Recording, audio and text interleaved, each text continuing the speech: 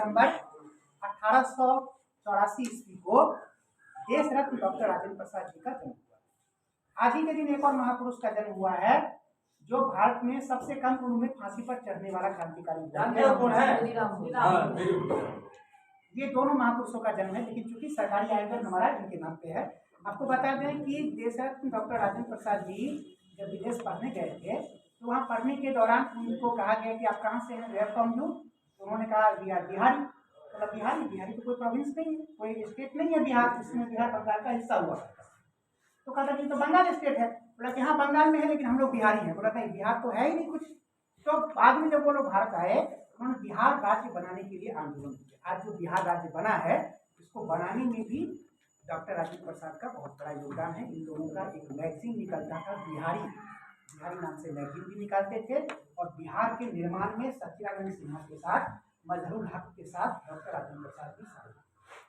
इसके बाद 1912 में जब बिहार राज्य का गठन हुआ तब कांग्रेस का पहला अधिवेशन बिहार में होता है, पटना में।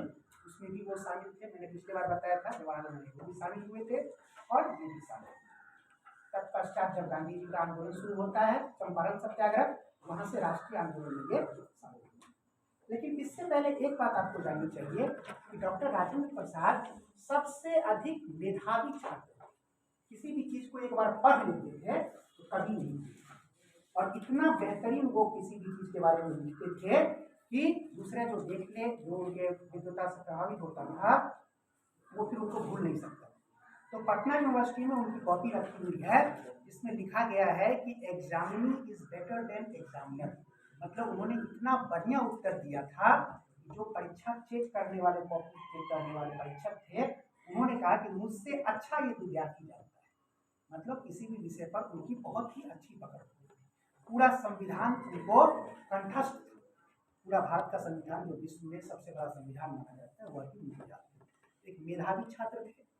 निश्चित रूप से जिया देई जो सिवान जिला में पड़ता है, वहाँ के रहने वाले थे और जमींदार खानदान के थे, तभी विदेश में जाके पढ़ाई कर पाए।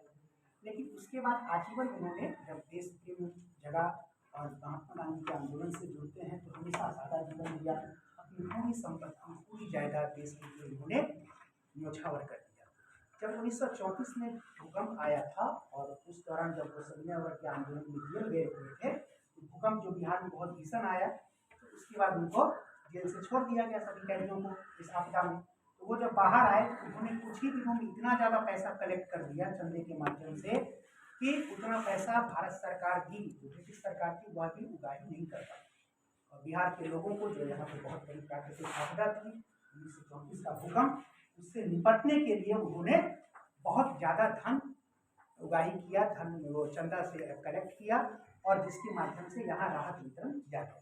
सरकार से भी ज़्यादा बड़ा योगदान उन लोगों का था। इस योगदान को देखते हुए 1934 में इनको कांग्रेस का अध्यक्ष भी किया गया। कांग्रेस का अध्यक्ष बनने वाले पहले बिहार 1934 में ही बने थे। बाद में जब सुभाष चंद्र बोस और गांधी जी का मतभेद हो गया तो 1939 में सुभाष का त्याग पत्र दे दिया। उनका बचा हुआ कार्यकाल भी राजेंद्र बाबू भी चला रहे। बहुत विद्वान थे, पहले ही बता दिया गया। इसलिए जब संविधान सभा के अध्यक्ष चुनने की बारी आई तो उस समय भी राजेंद्र बाबू को ही मनोनीत किया गया। देश रत्न डॉक्टर राजेंद्र प्रसाद इसलिए कहा जाता है क्योंकि जब 1955-56 से भारत रत्न देने की शुरुआत की, तो भारत रत्न देगा कौन? भारत का राष्ट्रपति।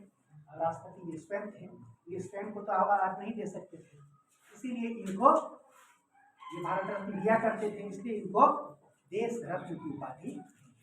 और जब ये वहाँ से निवृत्त होते हैं, 2 बार राष्ट्रपति के रूप में निर्वाचित हुए, और दोनों बार 90% से ज़्यादा मतों से जीतकर निर्वाचित हुए।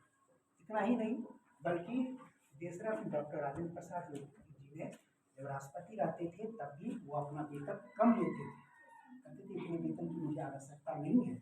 हमेशा सादा जीवन जीते थे, संत की तरह रहते थे, खादी ही पहनते थे। और जब राष्ट्रपति के पद से निवृत्त हुए तो उन्होंने अपने लिए कोई पेंशन भी नहीं ली, पेंशन नहीं देते थे। वो उन्होंने अपना पूरा धन समर्पित कर दिया था कांग्रेस के लिए।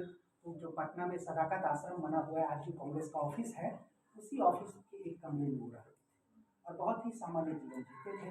जब उनकी मृत्यु हुई तो दमा की उनको बीमारी थी, दमा के लोगों के लिए ऑक्सीजन का सिलेंडर हुआ करता था।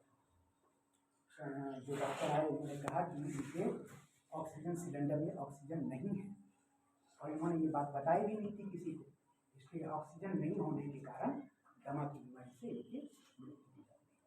28 फरवरी 1963 को पटना में इनका निधन। पूरा जीवन देश के लिए समर्पित किया, पूरा जीवन ज्ञान के क्षेत्र में किया। इनकी एक बहुत ही प्रसिद्ध पुस्तक है इंडिया डिवाइडेड, जिसके माध्यम से हम लोगों को भारतीय राष्ट्रीय आंदोलन को भी समझने में बहुत ऐसी बहुत सारी बातें कहने के लिए। बहरहाल हम यही बताना चाहेंगे कि ऐसे महापुरुषों की जयंती भारत सरकार मना रही है, बिहार सरकार मना रही है, तो उन्हें याद रखना चाहिए, उनके बताए पद चिन्हों पर चलना चाहिए, शांति के साथ बढ़ना चाहिए। और उनकी बड़ी प्रसिद्ध पंक्तियाँ हैं संविधान के बारे में। वो कहते हैं कि हमने बहुत ही बेहतरीन संविधान बनाया है, विश्व का सर्वश्रेष्ठ संविधान बनाया है, लेकिन अगर लोग अच्छे होंगे तो संविधान अच्छा होगा, और लोग बुरे होंगे तो अच्छा संविधान भी बुरा व्यवहार करेगा। मतलब लोगों के आचरण से ही कोई भी नियम कानून आगे बढ़ता है, कोई भी देश आगे बढ़ता है। इसलिए मनुष्य को अपना आचरण अच्छा रखना चाहिए, नैतिक रखना चाहिए, तो सारी चीज़ें अच्छी होती जाएंगी। ठीक है, इन्हीं शब्दों के साथ हम अपनी बात समाप्त करेंगे। मैं चाहूँगा